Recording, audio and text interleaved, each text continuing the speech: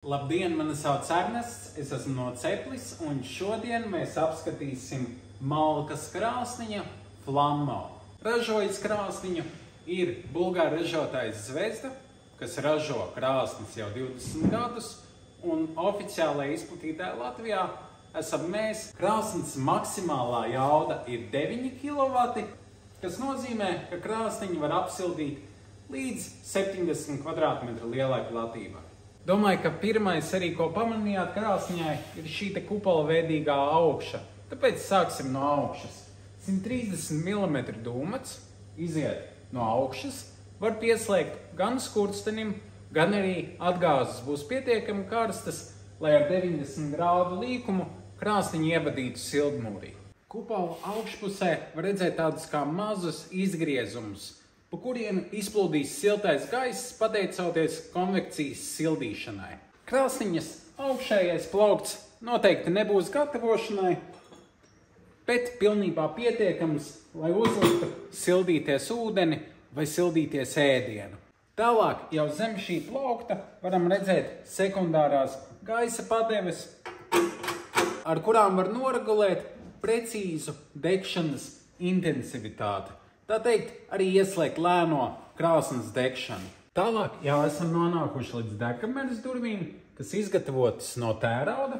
Tajās ir iestrādāts karstuma izturīgs degkameras stikls, kas patiesībā sakot ir liels.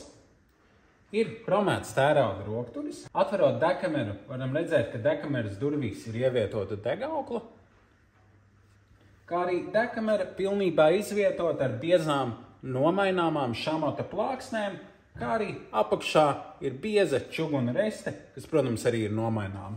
Augstāk ir tērauda plāksne, kas neļaus ugunī ieiet pa taisno iekšā skurstenī, bet gan siltajam gaisam iziet tādu kā labirintu un atdot maksimālu siltumu uz telpu. Par degkameras ietilpību pati degkamera ir īstenībā ļoti liela.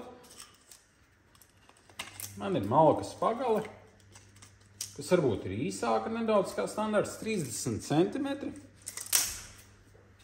aptuveni 37 cm garas. Un šeit var redzēt, ka paliek pāri aptuveni vēl kādi 4 cm. Tas nozīmē, platumā var mierīgi ielikt pagales līdz pat 40 cm garumam. Tālāk jau nonākam līdz pelnu atvilknē, kurai ir skaists kromēts rokturis, un arī tā izveidota no tērauda.